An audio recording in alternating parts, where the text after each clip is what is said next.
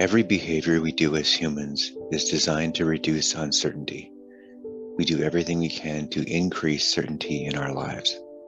For example, when you go down below in a boat and your eyes are registering where you are, your eyes are saying, "We're standing still," but your inner ears are saying, "No, we're moving."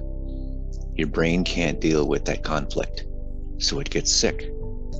The stress resulting from uncertainty is tremendous in our society. It increases brain cell death. It decreases plasticity. It makes you a more extreme version of yourself. We do almost everything to avoid uncertainty, and yet the irony is that it's the only place we can go if we're ever going to see things differently. It starts with a question. It starts with not knowing. It begins with a why and a what if. These assumptions are essential for our survival.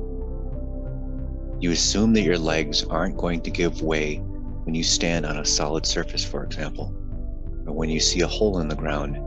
You recognize it's a hole and you avoid falling into it. These assumptions keep us alive, but they can also get in the way, because what was once useful may no longer be useful at some point. Your brain has evolved to evolve. It has adapted to adapt. You're grounded in your history of assumptions. It's both our constraint and savior at the same time, because our brain evolved to take what is meaningless and make it meaningful. If you're not sure a predator is about to attack you, it's too late. Your brain evolved to take this meaningless data and make meaning from it. And then we hold on to these as assumptions, which creates cognitive bias. They create attractor states in the brain, and they become very stable. So how could we see differently? It's by engaging the process of creating perception. The first step is to not just admit, but embody the fact that everything you do right now is grounded in your assumptions, not sometimes, but all the time. And if you don't accept that, then you'll never create the possibility of seeing differently. If you walk away with anything from this video, I hope it's knowing the process of perception. And in some sense, if you know less than what you think you know, then you have learned something. Nothing interesting begins with knowing. It begins with not knowing. The second step is to identify your assumptions, because most of everything that we do, we don't know why we do it. The final step is to question those assumptions. But questioning assumptions is incredibly difficult, and it can be the most difficult thing you ever do. To question assumptions is to doubt what you assume to be already true, especially if that assumption defines who you are. It's to do the one thing that our brain evolved to avoid, which is uncertainty. In fact, uncertainty is such a difficult, dangerous thing to do that evolution has created a human brain that tries to avoid it altogether, to the extent that we have things like confirmation bias or cognitive bias. We start looking for evidence to confirm what we assume to be true already.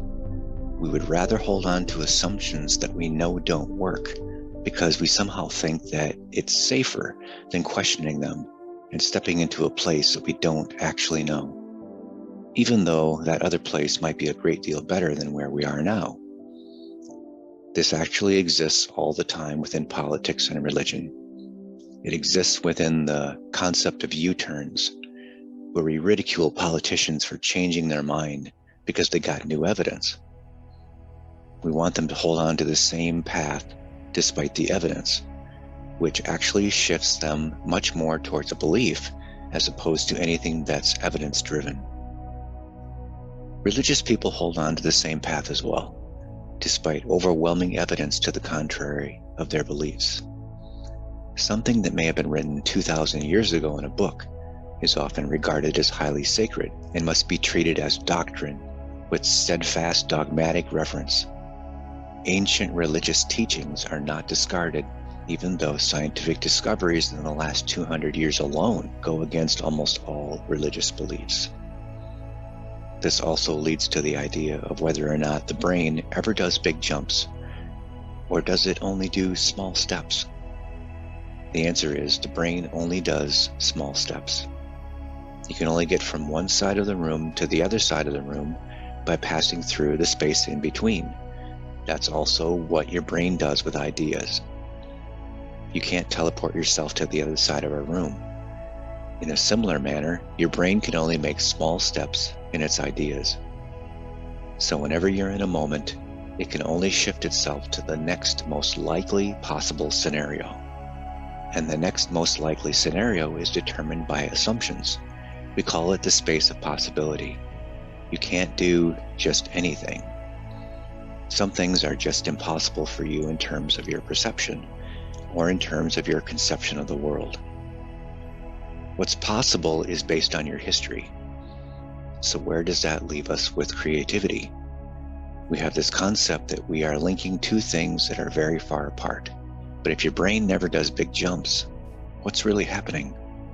For the person being creative, all they're doing is making a small step to the next most likely possibility based on their assumptions. It only seems like a big jump to someone else because all of us only experience the world through a personalized, limited view. The reason why it seems this way is because the observer has a different space of possibility. Creativity in this sense is only creative from an external perspective, not from the creative person's internal perspective. For the person being creative, they're making a logical next step. Their space of possibility is different. They have different assumptions and different biases. In fact, they might have a more complex space of possibility because they have more complex biases and assumptions. And maybe they have a more open attitude if they experience other cultures and assimilated more complex assumptions based on those experiences. So they have more directions in which they can move within their space of possibility. We interpret this as being creative by linking things together that are far apart. But in fact, it's a logical process of making small steps and changing your space of possibility by identifying and then questioning your assumptions. How we use those assumptions is a different matter altogether. In history, we've seen cognitive bias atrocities. We have seen them used in a way to enable and enforce bigotry, prejudice, segregation, civil unrest, hatred, and lies. Cognitive bias has poisoned the well and muddied the waters many times in the human timeline. When we are finally able to see that we have the power to use cognitive bias for the good of humanity, that's when we achieve true maturity and use creativity to improve the lives of everyone around us. Then our space of possibility can become limitless. Take care of yourself and take care of each other.